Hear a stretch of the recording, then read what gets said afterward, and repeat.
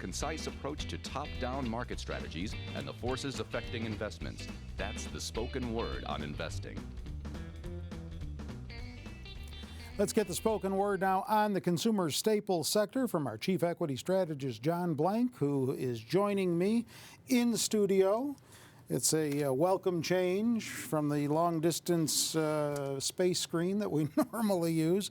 Let's get right to it. You say, believe it or not, the most attractive defensive top-down S&P 500 sector, consumer staples. Why? Terry, J.P. Morgan puts out an international bond index. And today, this time of day, this time of month, this time of year, is 1/4 of this index is negative rates, which is $6 trillion of bonds have negative rates, meaning you're losing money holding $6 trillion of fixed income.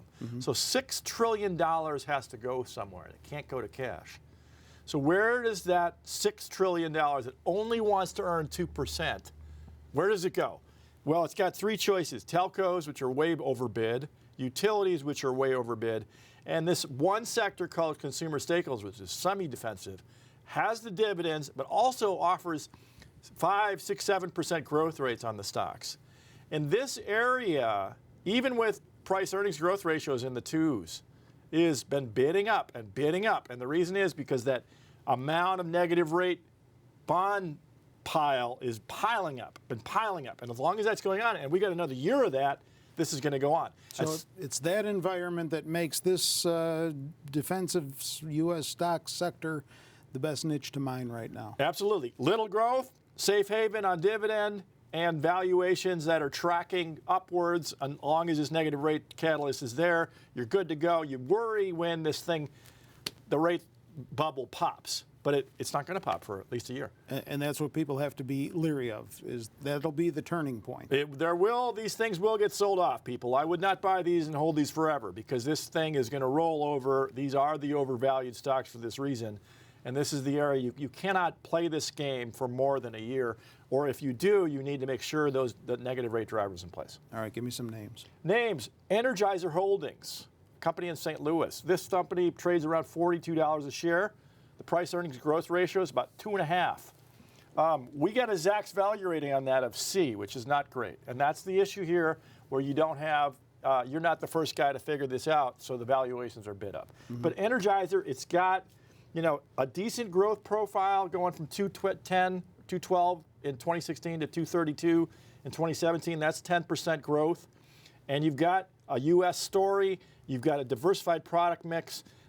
Name I like: Blue Buffalo, ticker BUFF, which is actually based in Connecticut.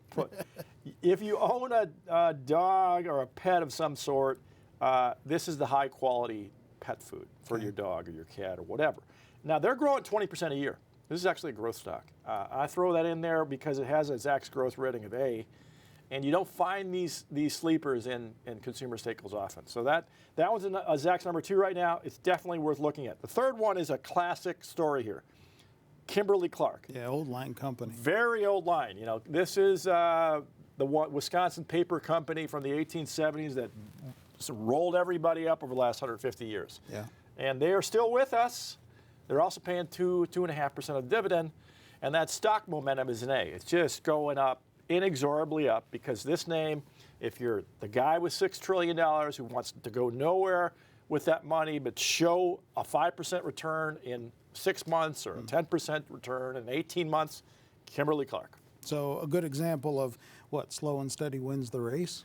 It is. These are the turtle stocks. I mean, the thing about why a lot of hedge funds are not performing well in this environment is the growthy stocks, the story stocks are not carrying the market up. It's these defensive names because of this ladder of risk being blown out at the bottom and all of this concern and all this anxiety. You got to think like these people who aren't in the ladder of risk to buy growth. All right, thanks for that. There you have it, the spotlight on consumer staples currently. And that's the spoken word on that from our chief equity strategist, John Blank. With John, I'm Terry Ruffalo.